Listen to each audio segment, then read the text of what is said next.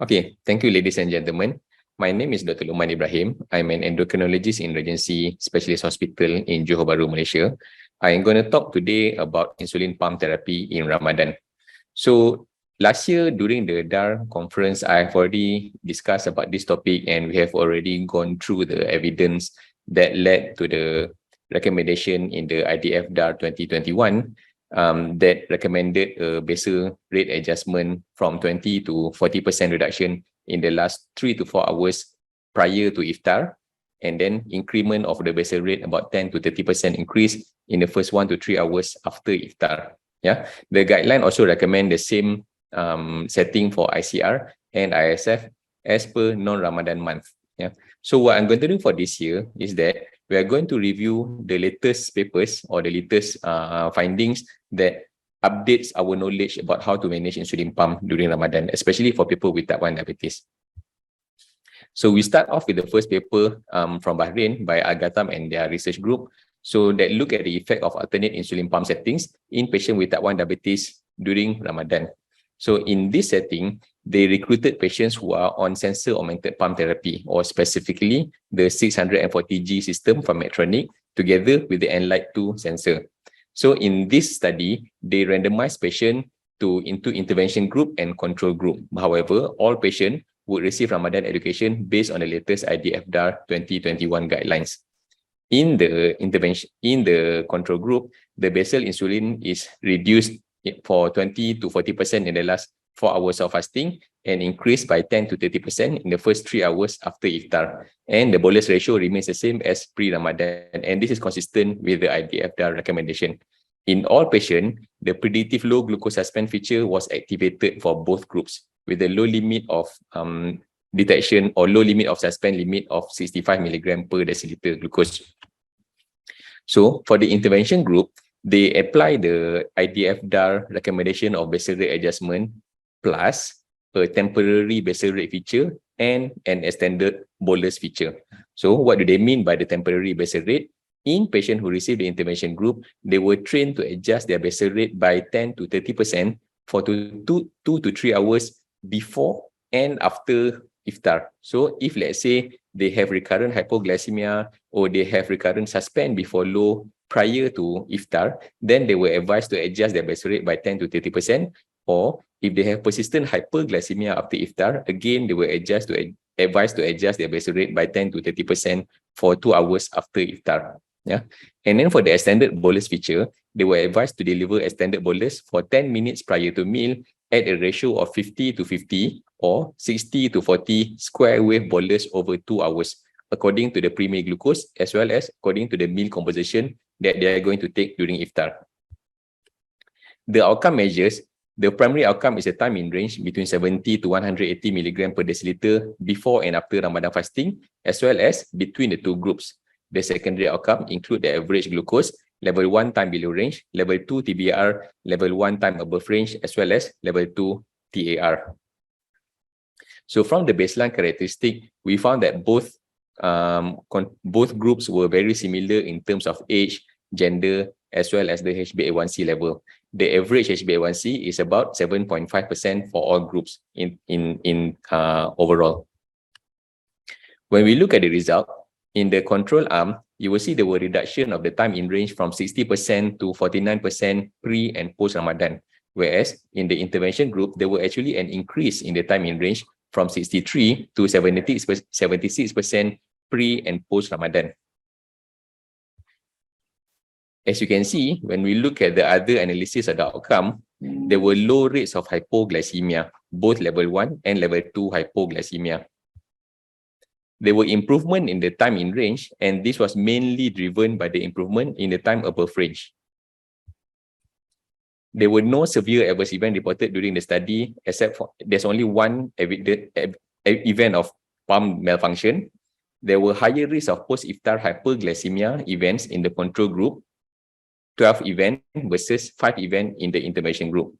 And 21% of patients need to take corrective insulin doses due to level 2 hyperglycemia. But this actually only happened in one subject in the intervention arm.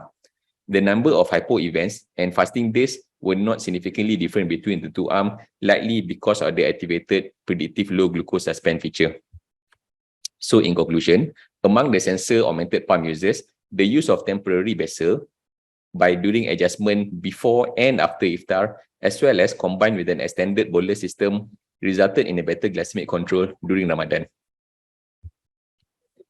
For the second study, we are going to look at the glycemic control in adolescents and young adults with type 1 diabetes who were using advanced hybrid closed-loop system.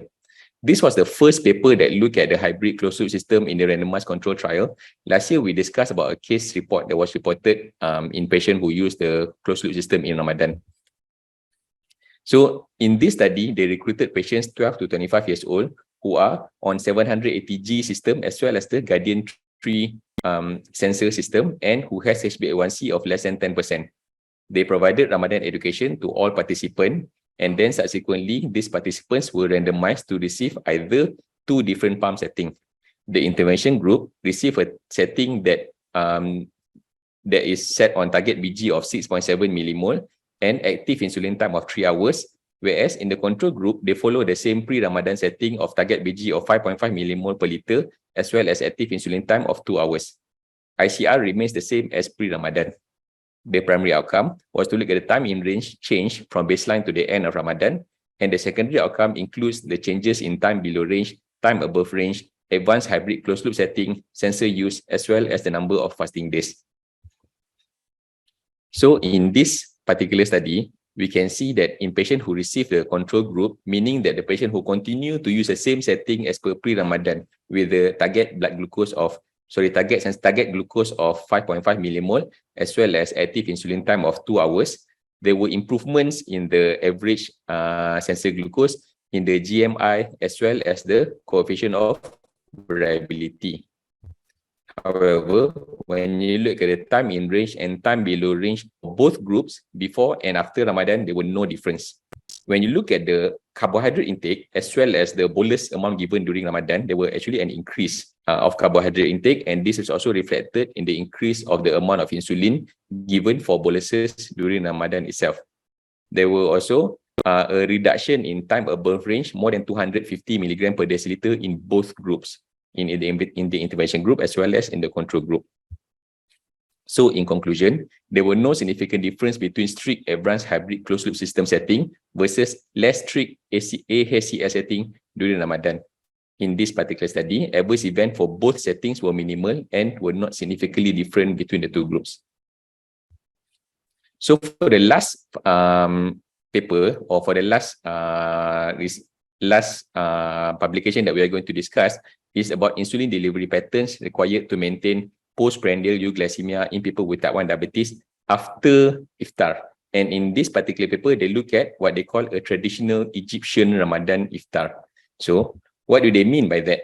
So in the methodology, they recruited patients with type 1 diabetes who are on basic insulin pump. And these are not sensor augmented. These are not advanced hybrid closed loop system. These are basically basic pump, but they also put the patient on the iPro sensor just to collect data only.